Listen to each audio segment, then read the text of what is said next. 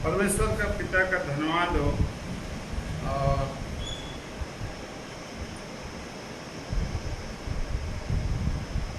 स्वर्ग के राज्य के विषय में जैसे हमने पिछले समय सीखा कि परमेश्वर ने उस राज्य को इस पृथ्वी पर स्थापित करने के लिए क्या क्या काम किया और प्रभु यीशु मसीह के द्वारा उसे अंजाम दिया, और वह मनुष्यों से क्या चाहता है। मनुष्य उसकी प्रजा और उसकी संतान जो उसके राज्य के लोग हैं। जितने भी लोग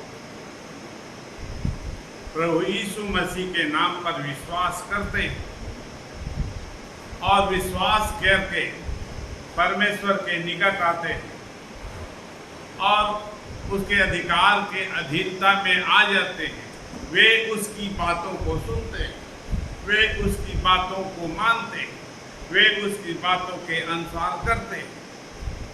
ये कौन है? ये वही लोग हैं जो स्वर्ग के राज्य की प्रजा हैं। ये स्वर्ग के राज्य में प्रकट होने वाले उस राज्य में जो स्वर्ग का राज्य है, ये वही लोग हैं जो उस राज्य में प्रकट होंगे, दिखेंगे, राज करेंगे और वही उस राज्य में रहेंगे।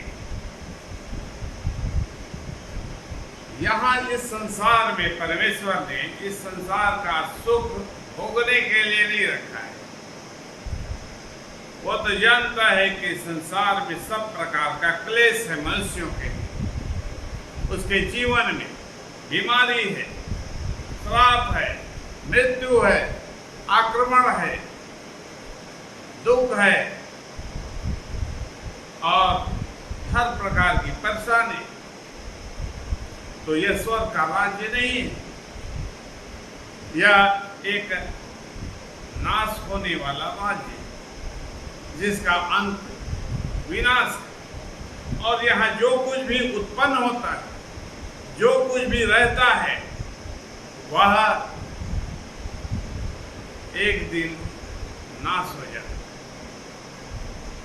और इस संसार में कोई भी व्यक्ति, कोई भी मनुष्य खुशी नहीं, उसमें प्रसन्नता नहीं है।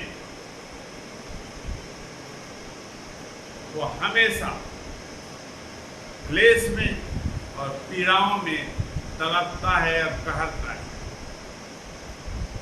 और स्वर्ग के राज्य को परमेश्वर ने उन लोगों के लिए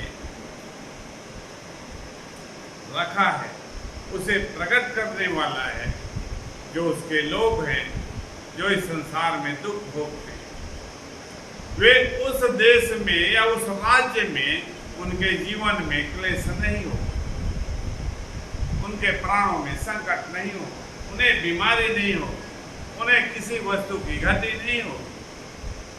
वे हमेशा अनंत काल तक, हमेशा हमेशा के लिए, अनंत काल तक के लिए जीवन से भरपूर रहेंगे और सब वस्तुओं से तृप्त रहेंगे। तो ये है वह स्वर्ग का परमेश्वर के द्वारा दिया जाने वाला वह राज्य। तो उसके विषय में मनुष्यों के जीवन में कठिनाई तो आती है। उस कठिनाई में परमेश्वर उसके कारण को बताता है और कारण बताकर मनुष्यों को सबसे पहले कहा कि स्वर्ग का राज्य तुम्हारे निकट आ गया है, इसलिए तुम्हें मन फिराना है। मन फिराना है, स्वर्ग का राज्य निकट आ गया है और तुम्हें मन फिराना है, क्योंकि स्वर्ग के राज्य में जाना है। मन फिराना है क्योंकि स्वर्ग के राज्य में प्रवेश करना है। यदि तुम्हारा मन ठीक होता तो तुम इस मृत्यु के देश में, संसार में दुख भोगते नहीं रहते। और उस बुरे मन के कारण ही संसार में तुम लोग रहते हो, जो परमेश्वर का विरोधी है, विश्वासघाती है, बलवा करने वाला है। लेकिन अब तुम्हारे सामने परमेश्वर ने उपाय रखा है। उस राज्य में जाने के लिए जहां पर किसी भी प्रकार का क्लेश नहीं हो, जीवन की घटी नहीं होगी, मनुष्य के जीवन में भय नहीं हो, वह किसी वस्तु के लिए परेशान नहीं रहेगा। तुम उस स्वर्ग के राज्य में यदि जाना चाहते हो, परमेश्वर की प्रजा बनकर, परमेश्वर की संतान बनकर, तो वाचा का पालन करना पड़ेगा। परमेश्वर ने मनुष्यों के साथ मेल किया और मेल करने के लिए उसने वाचा बांधी, और प्रभु यीशु मसीह के द्वारा उसने नई वाचा बांधी और मेल किया। तो नई वाचा के अनुसार जो लोग परमेश्वर की संतान बन गए, जिन्होंने उस पर विश्वास किया, वे स्वर्ग के राज्य में प्रवेश करते हैं। वे स्वर्ग के राज्य में प्रवेश करते हैं। और उससे पहले स्वर्ग के राज्य में प्रवेश करने के पहले मनुष्यों को अपने उस बुरे मन को देखना है कि उसमें क्या क्या गड़बड़ी है।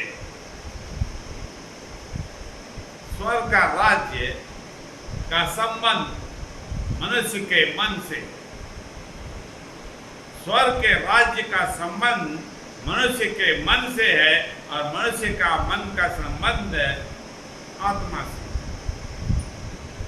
तो यह राज्य आत्मिक है, और इसलिए मन में जो गड़बड़ी है, जो विकार है, और उसी विकार, गड़बड़ी और बीमारी के कारण ही मनुष्य परमेश्वर से अलग है।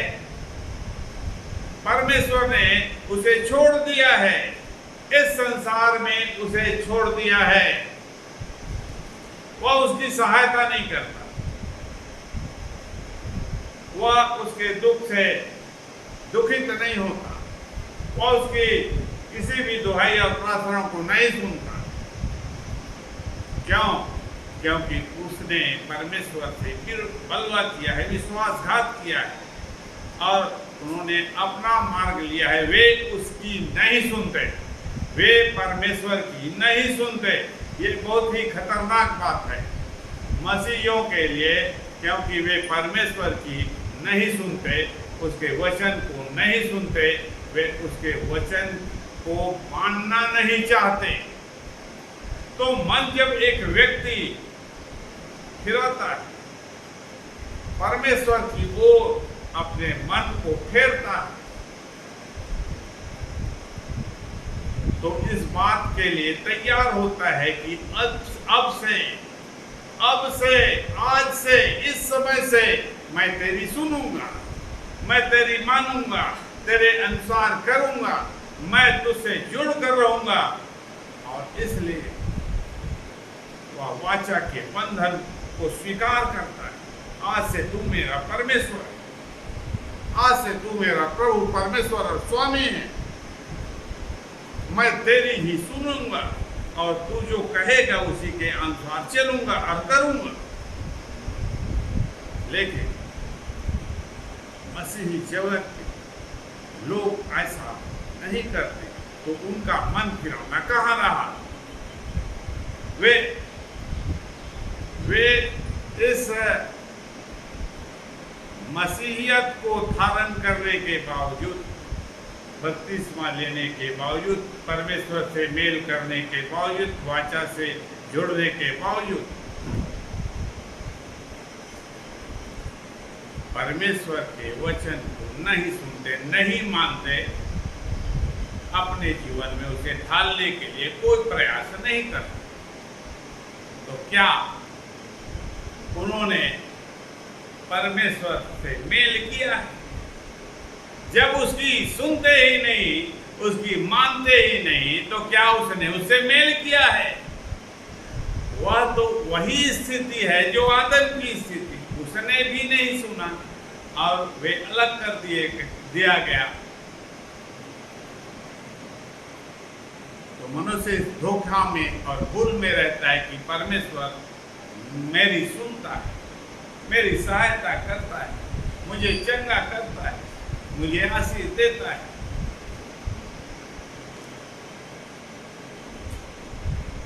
इस प्रकार से जबकि वह परमेश्वर से किसी भी प्रकार का मेल करने वाली बात वो नहीं मानता, नहीं। परमेश्वर चाहता है कि मनुष्य जो उसकी संतान बनते हैं वे उसकी सुने, उसके अधिकार के अधीनता में रहे। जैसे एक मनुष्य अपने माता पिता की बात को मानता है, सुनता है, और उसके माता पिता भी चाहते हैं कि वह उसकी सुने और जो वह बोलता है उसके अनुसार वह करे। और जब वह बालक ऐसा करता है तो अपने जीवन में सफल होता है। जब वह ऐसा करता है तो उसके माता पिता उसकी हर प्रकार की सहायता करते हैं, हर संकट में, हर समस्या में, हर परिस्थिति में। जब संसारिक माता पिता ऐसा सोचते हैं और ऐसा करते हैं तो वह स्वर्गीय पिता क्यों नहीं करे? वह उसकी इच्छा तो सनातन है, उसकी इच्छा सनातन काल से है, जगत की उत्पत्ति के समय से ही है कि आदम मेरी सुने, मेरी माने और मेरे अनुसार करे और मेरे अधिकार में अधीनता में रहे। तो मन फेर कर एक व्यक्ति जब परमेश्वर से जुड़ता है, सब बातों को जानने और समझने के बाद, सीखने के बाद कि उसके मन में ये बातें, परमेश्वर की बातें, परमेश्वर का वचन समझ में आ गया। परमेश्वर का वचन, परमेश्वर की इच्छा उसके समझ में आ गया। और जब आ गया तो वह जान जाता है कि मैं उस राज्य में जाने वाला, मैं जाऊं या ना जाऊं।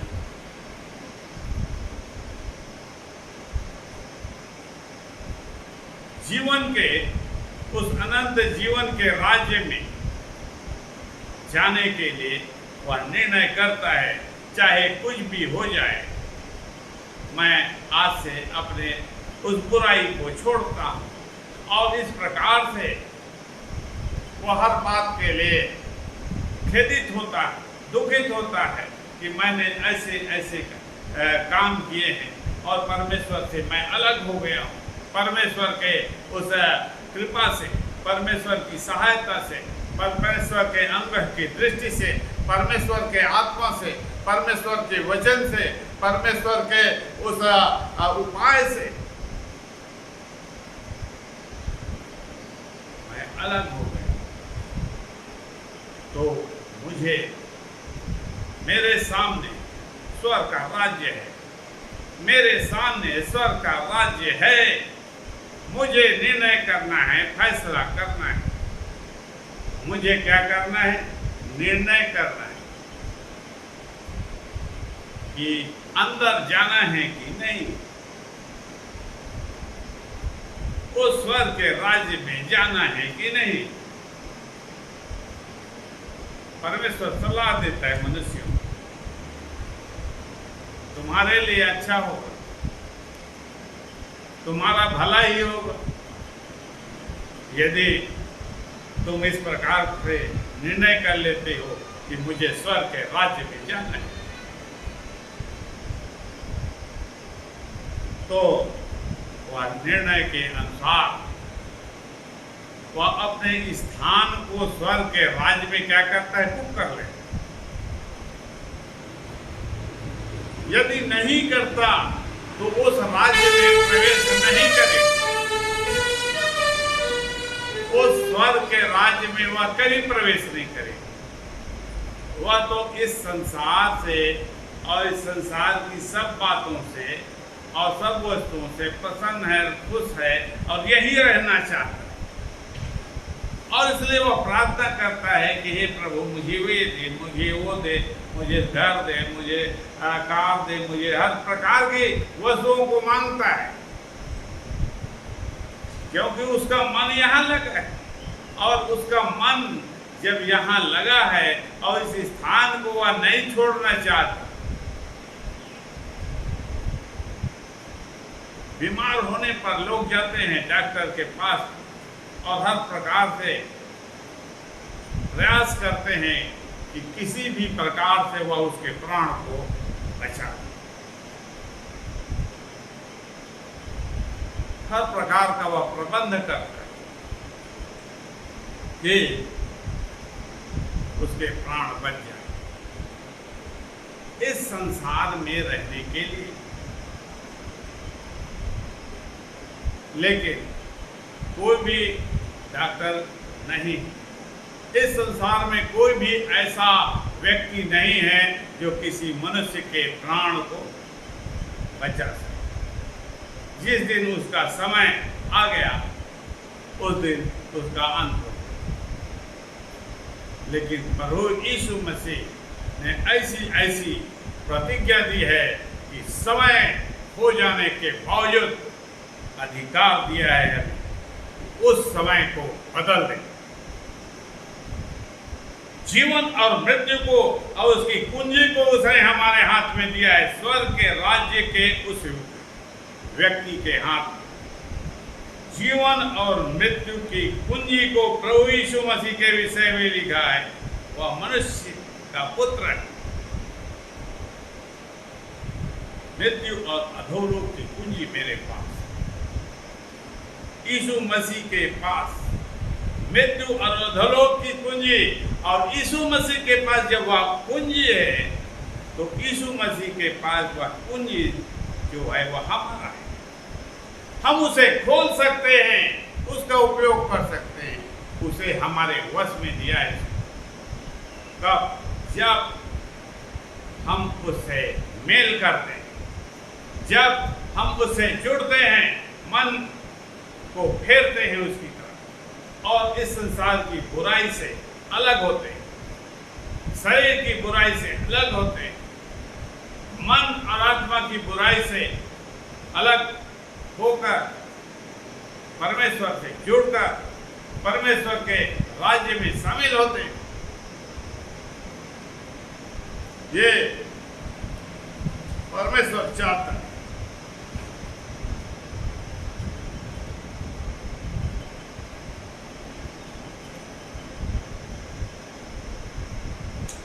तो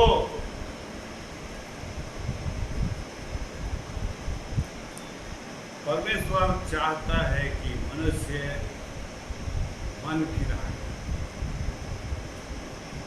और वह ऐसे ही नहीं कहता। वह ये बताता है कि स्वर्ग का राज्य तुम्हारे द्वार में, तुम्हारे पास, तुम्हारे सामने, तुम उसे पकड़ सकते। क्यों? उसका कारण भी बताता है। होशे 6 अध्याय, होशे की पुस्तक 6 अध्याय 6 और 7 पद। क्योंकि मैं बलिदान से नहीं, इससे प्रेम ही से प्रसन्न होता हूँ। क्योंकि मैं बलिदान से नहीं पर स्थिर प्रेम से ही प्रसन्न होता हूँ और होम बलियों से अधिक यह चाहता हूँ, और होम बलियों से अधिक यह चाहता हूँ कि लोग परमेश्वर का ज्ञान। ये है मुख्य बात प्रभु यीशु मसीह ने जिसे बताया, और उस ज्ञान को उसने मनुष्यों के सामने खोल कर रख दिया। यहाँ क्या कहता है? मैं इस बात से प्रसन्न होता हूं कि मनुष्य परमेश्वर का ज्ञान रखे। तो ज्ञान प्राप्त करेगा तब ना ज्ञान रखेगा। ज्ञान की खोज ही नहीं करेगा, ज्ञान को पाने का कोई प्रयास नहीं करेगा, कोई पढ़ाई लिखाई नहीं करेगा, तो ज्ञान कैसे मिलेगा?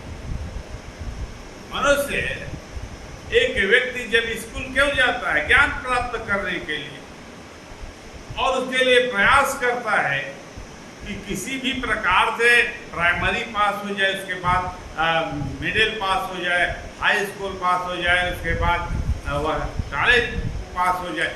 उन सब ज्ञानों को वह क्या करता है? हासिल करता है, तब ले दे के वह क्या होता है? उत्तीर्ण होता है। और यहाँ पर परमेश्वर पिता ये चाहता है कि मनुष्य परमेश्वर का ज्ञान रखे, उस ज्ञान को पाकर स्वर्ग के राज्य के लिए पास हो, और उस परीक्षा, स्वर्ग के राज्य में जाने के लिए जो परीक्षा होती है उसमें वे पास हो जाए। मनुष्यों की परीक्षाएं बहुत सी होती है संसार, जीवन भर अभिलाषा के कारण वह परीक्षा में पढ़ता है, हर प्रकार की परीक्षा उसके सामने आती है, वह उसमें फेल हो जाता है। ज्ञान ना होने के कारण उसे क्या करना है क्या नहीं करना है यह समझ में नहीं आता। यदि ज्ञान होता है परमेश्वर का ज्ञान, परमेश्वर कहता है कि इसे नहीं करना, ऐसा नहीं बोलना है, तुम्हें इसके लिए यह करना है, ये सब बातें नए नियम की पुस्तक में प्रभु यीशु मसीह ने बताया है और सिखाने के लिए पवित्र आत्मा को दिया है। तो हमें उस ज्ञान पर ध्यान लगाना है, परमेश्वर के ज्ञान को प्राप्त करने के लिए प्रयास करना, ताकि हम जान सकें और वह उपाय कर सकें जो परमेश्वर चाहता है कि हम स्वर्ग के राज्य के लिए क्या क्या करें और किस प्रकार से इन सब बातों का सामना करें। क्योंकि यदि ज्ञान नहीं होता है परमेश्वर का ज्ञान, तो सबसे पहले व्यवस्था में बताई गई कि वहां पर हर मनुष्य संसार में दोषी ठहरता है, हर समय प्रतिदिन दोषी ठहरता है, और साल में एक वर्ष उसे बलिदान चढ़ाना पड़ता है।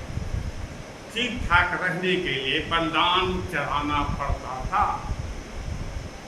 अपने उन पापों के निराकरण के लिए।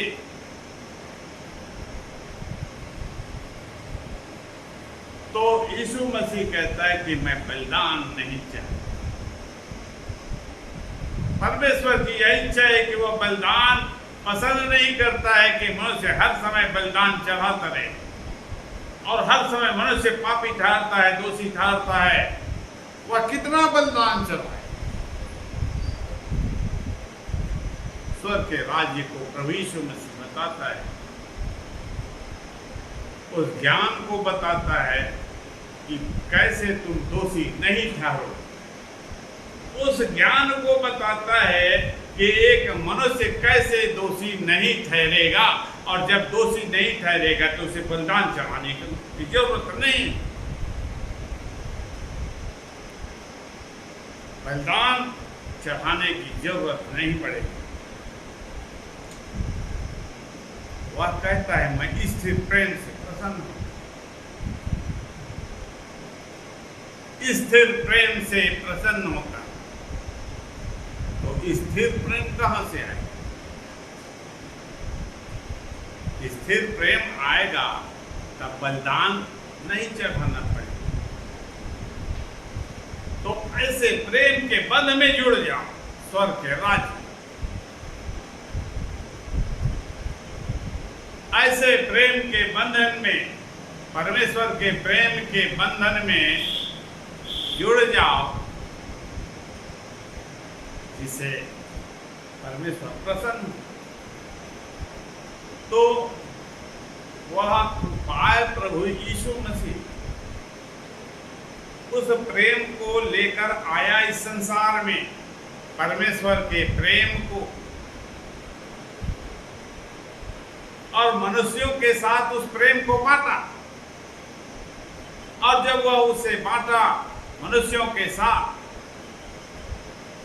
तब उसने उनके सारे बोझ को अपने ऊपर ले लिया, सारे बोझों को, जिसके लिए उसे बलिदान चढ़ाना पड़ता था। और बलिदान चढ़ाते तो थक गया मनुष्य।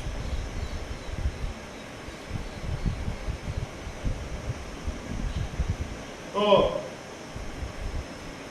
प्रभु यीशु मसीह ने अपने उस प्रेम को, स्थिर प्रेम को, ऐसा प्रेम जो सब मनुष्यों के ऊपर, सब मनुष्यों के लिए उसने प्रकट किया, उस ज्ञान को, प्रभु यीशु मसीह परमेश्वर का वह ज्ञान है।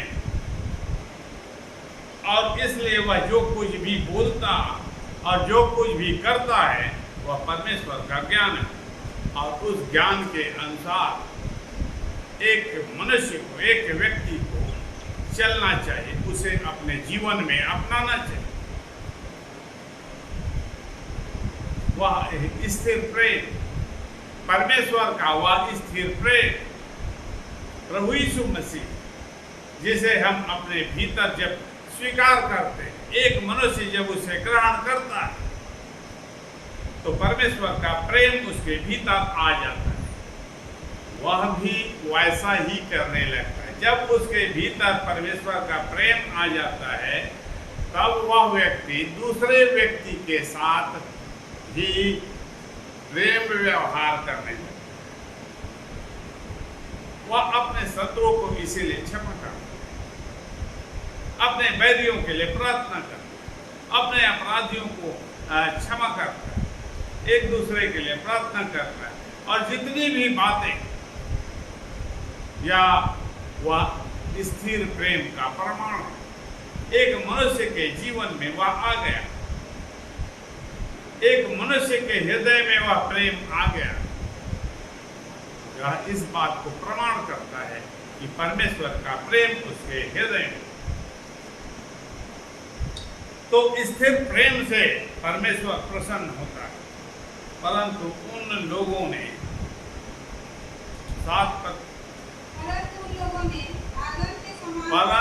उन लोगों ने क्या किया? आदम के समान वाचा को तोड़ दिया। वहां उन्होंने मुझसे विश्वासघात। ये नई वाचा के साथ भी हो रहा है। नई वाचा में भी ऐसा ही हो रहा है कि उन्होंने क्या किया? बहुत से लोग उस वाचा से जुड़ गए, लेकिन प्रभु यीशु मसीह को नहीं जानते, परमेश्वर के वचन को नहीं जानते, उसके उद्देश्य को नहीं जानते, वह उसे मानना ही नहीं चाहते, वे उसे सुनना ही नहीं चाहते, वे उसे स्वीकार नहीं करना चाहते। वह अब भी अपने मन की ही करना चाहते हैं। परमेश्वर क्या चाहता है? कि परमेश्वर चाहता है कि मनुष्य अपने मन की ना करे, बल्कि मेरे अधिकार के अधीनता में रहे। मैं जो बोलूं वह उसी के अनुसार वह करे, उसी के अनुसार चले। तो मनुष्यों के लिए पवित्र आत्मा को परमेश्वर ने दिया है, सिखाने के लिए और सहायता करने के लिए। जो तुम नहीं कर सकते उसे पवित्र आत्मा करने में तुम्हारी मदद करे। तो लोगों ने क्या किया? उस वाचा को तोड़ दिया, वाचा को, नई वाचा को भी तोड़ दिया। बहुत से लोग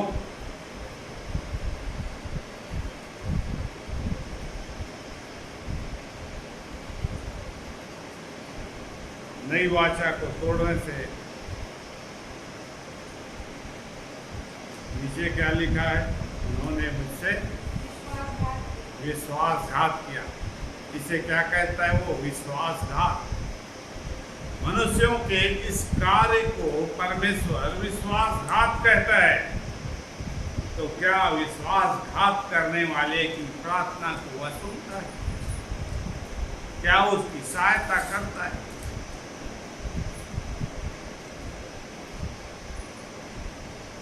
और यह विश्वासघात और वे सारी बातें जो उसके द्वारा है वह किस श्रेणी में आती?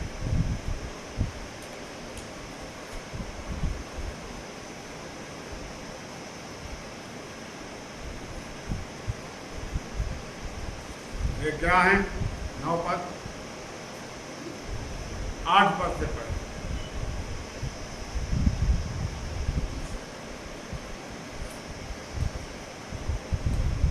वाचा को तोड़ने के बाद 6 का 8।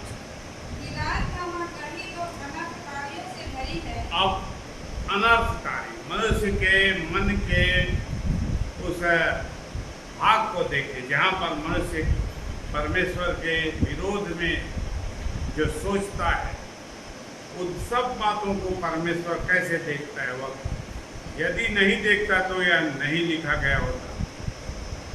अनर्थकारियों से भरी, अनर्थकारी मनुष्य के मन में अनर्थकारी विचार जब स्थायी रूप से वहां पर धारण होता है उसके मन में, वो हमेशा अनर्थ सोचता है।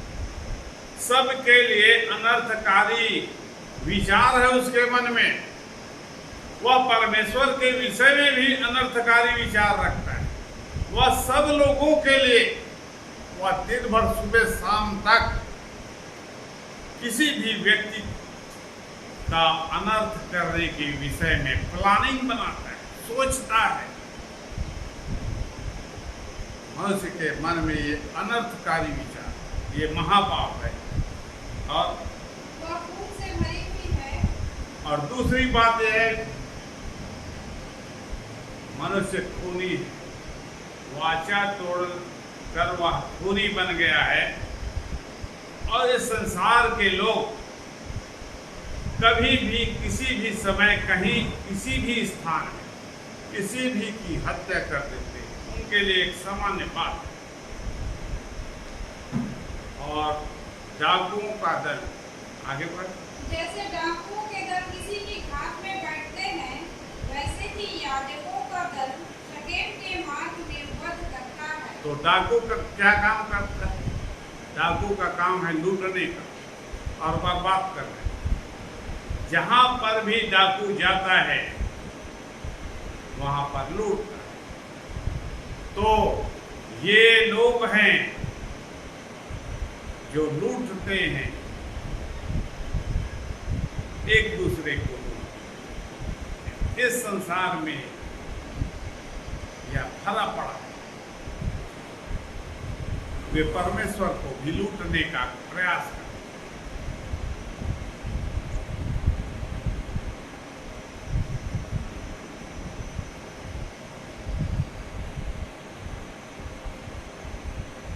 इस प्रकार वे महापाप करते हैं।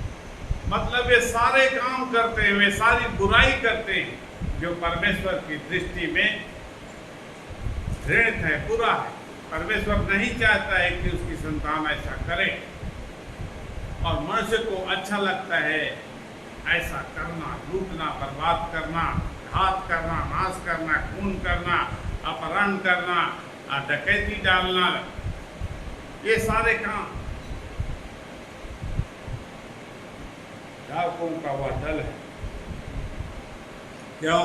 वाचा को उन्होंने तोड़ दिया है, इसलिए सबका बुरे काम वे मन लगा कर करते। और परमेश्वर के विषय में उस ज्ञान को प्राप्त करने के लिए वे समय उनके पास नहीं।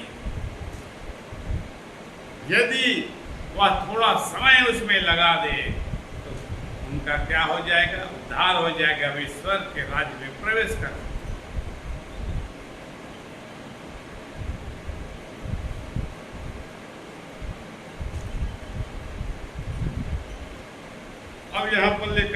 अध्याय 1 पद। जब मैं इसराइल को चंगा करता हूँ, तब एफ्रेम का अधर्म और शमरोन की बुराइयां प्रकट हो जाती हैं।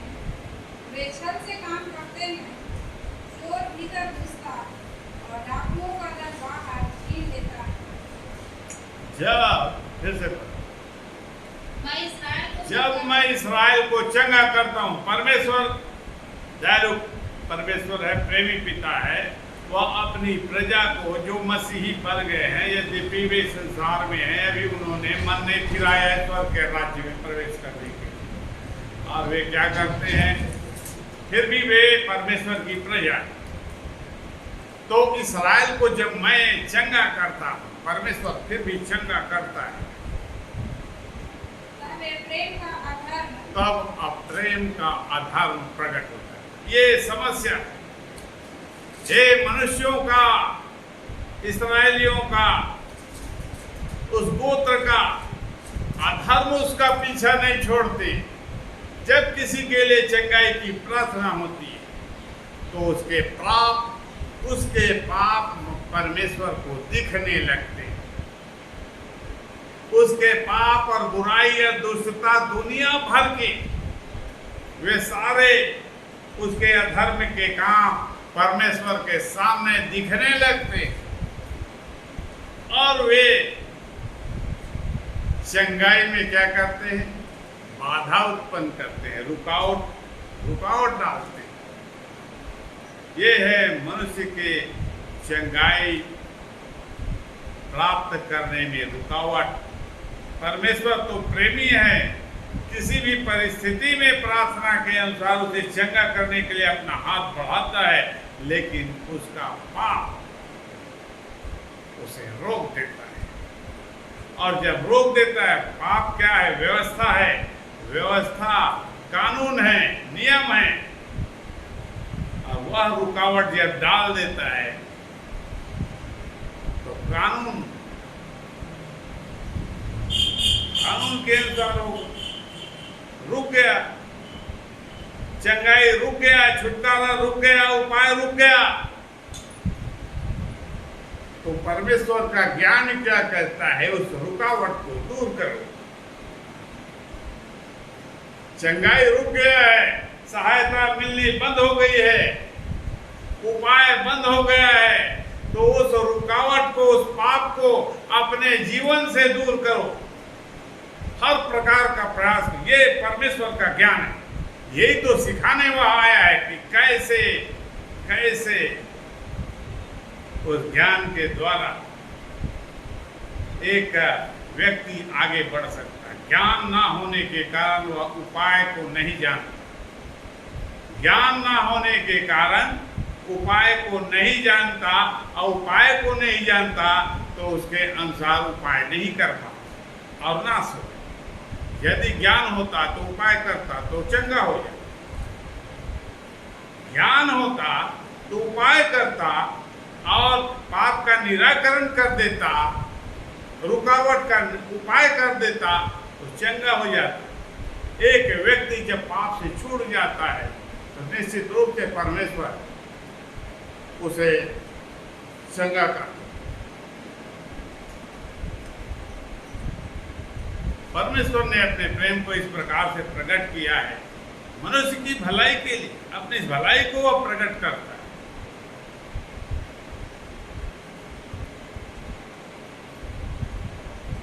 परमेश्वर तो चाहता है कि अपनी प्रजा को चंगा कर, लेकिन व्यवस्था उसके सामने उसके दोष को लाकर खड़ा कर देती है कि ये मनुष्य ये काम किया है,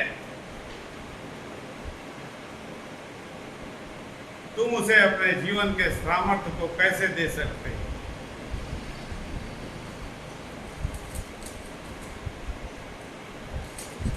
और क्या कहता है? और शमरोन की बुराइयां प्रकट हो जाती हैं। और शमरोन की बुराइयां प्रकट हो जाती है। इस प्रकार से बुराई प्रकट होती है और वे छल से काम करते हैं, चोर भीतर घुसता और डाकुओं का दल बाहर छीन वे लेता। छल से काम करते हैं, मतलब मनुष्य सोचता है कि छल कपट से मैं स्वर्ग के राज्य के काम को भी जैसे मैं इस संसार में करता हूँ, कोई भी बोलते रहता है, ये नहीं है, ऐसा है, ये ऐसा है, मैं यहाँ नहीं जाऊँगा, मैं यहाँ नहीं गया था, जबकि घर में वह रहता है और घर में नहीं था। इस प्रकार से वे हर काम को छल और कपट से करता है। किसी के विषय में सामने से तो प्रेम दिखाता है, लेकिन वह नहीं चाहता है कि वो व्यक्ति का भला। मैं नहीं चाहता, मैं अपने प्रेम को ऐसे दिखाऊंगा जैसे मैं मेरे सिवाय उसका भलाई चाहने वाला इस संसार में अब कोई है ही नहीं। लेकिन पीठ पीछे मैं क्या करूंगा? उसका घात करने, उसकी हानि करने हर उपाय करूंगा। यह है छल कपट। तो इन सब बातों को परमेश्वर का वचन देखता है। ये सब सामने आ जाते हैं उसके, परमेश्वर के सामने आ जाते हैं, परमेश्वर की सामर्थ्य को रोक देते हैं। परमेश्वर तो अपनी सामर्थ्य को रिलीज कर देता है, लेकिन रोकने वाला परमेश्वर की उस सामर्थ्य को रोक देता है, क्योंकि न्याय जब रोके तो उसे झूठा परमेश्वर नहीं ठहराएगा। अपने ही वचन को क्या झूठा ठहराएगा? तो वे छल से काम करते हैं, और जब छल से काम करते हैं तो क्या होता है? चोर भीतर घुस जाता है। छल से जब एक व्यक्ति काम करता है तो चोर भीतर घुसता है, शैतान मनुष्य के मन में घुस जाता है और उसे हर प्रकार की पट्टी पढ़ाता है, हर प्रकार के बुरे ज्ञान की शिक्षा देता है, तुम्हें ऐसा ऐसा करना चाहिए। तो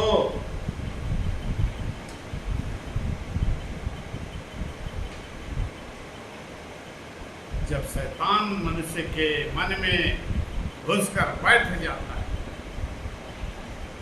तो डाकू का दल बाहर उसके जीवन में तबाही मचा देता है।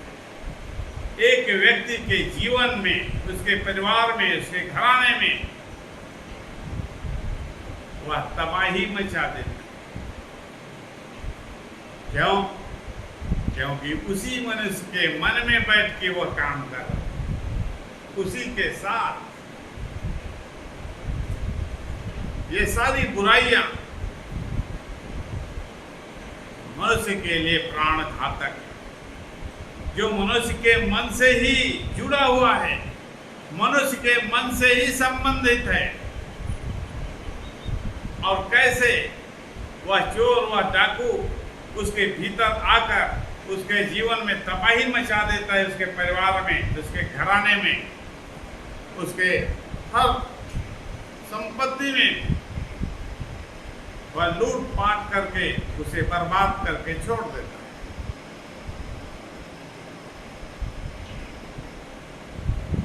और परमेश्वर इसके विषय में क्या कहता है? 2 पद। तो भी वे नहीं सोचते कि यहोवा हमारी सारी बुराई को स्मरण रखता है, इसलिए अब वे अपने कामों के जाल में फंसेंगे। तो भी वे यह नहीं सोचते, क्या नहीं सोचते? कि यहोवा हमारी सारी बुराई को स्मरण रखता है। यहोवा हमारी सारी बुराई को स्मरण रखता है। अब मनुष्य ऐसे संकट में पड़ा हुआ है, उसके पास कोई उपाय नहीं। मनुष्य की हर एक गतिविधि, हर एक सोच और विचार और कल्पना, सब कुछ को वह देखता है। वह मनुष्य नहीं, वह स्वर्ग से लेकर पृथ्वी और अधोलोक तक के हर एक वस्तु को, हर सोच और कल्पना को भी वह देखता और सुनता और जानता है।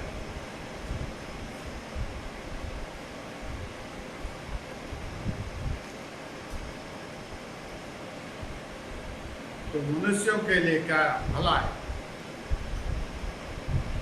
परमेश्वर के उस ऑफर को स्वीकार करने का, जो कहता है कि मन फिराओ क्योंकि स्वर्ग का राज्य तुम्हारे निकट आ गया है। यदि तुम भलाई चाहते हो, यदि तुम छुटकारा चाहते हो, यदि तुम जीवन चाहते हो, यदि अनंत काल का राज्य चाहते हो, यदि चंगाई चाहते हो, यदि समस्याओं से, विपत्तियों से, उन सब विपरीत परिस्थितियों से छुटकारा चाहते हो, तो परमेश्वर के उस ज्ञान पर ध्यान लगाओ, उसे सुनो, समझो और सीखो और उसके अनुसार करो। निश्चित रूप से परमेश्वर ने यीशु मसीह को इसीलिए भेजा है कि मनुष्य की सहायता करे और उसके बोझ को वह उठा ले। तो उससे प्रार्थना करें, जो झुकेगा उसके सामने। अब यहाँ कोई नहीं आया, इसका क्या मतलब हुआ कि उसके सामने झुकने के लिए कोई व्यक्ति तैयार नहीं। वो क्यों नहीं आया? क्योंकि वह परमेश्वर के सामने झुकना नहीं चाहता, और जब झुकना नहीं चाहता तो वह उसकी प्रार्थना को क्यों सुनेगा?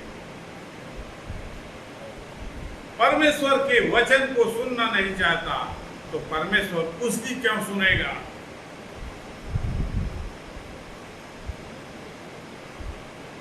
तो परमेश्वर चाहता है कि सारे जगत के लोग, वो क्या कहता है, जब तक हर एक घुटना मेरे सामने ना झुक जाए। तो एक मनुष्य की क्या गिनती है? क्या परमेश्वर से वह बलवा करेगा? ना सुनकर, ना मान करके उसका क्या बिगड़ेगा? परमेश्वर का बिगाड़ तो उस व्यक्ति का होता है जो उसकी नहीं सुनना चाहता, उसके अधिकार के अधीनता को स्वीकार नहीं करना चाहता। तो परमेश्वर चाहता है, प्रभु यीशु मसीह अपने प्रेम को बताता है, अपनी करुणा अनुग्रह को बताता है कि स्वर्ग का राज्य तुम्हारे निकट आ गया है। इस संसार में अंतिम समय में परमेश्वर से तुम्हारे लिए मेल करने का अंतिम अवसर। आज का वचन यही है।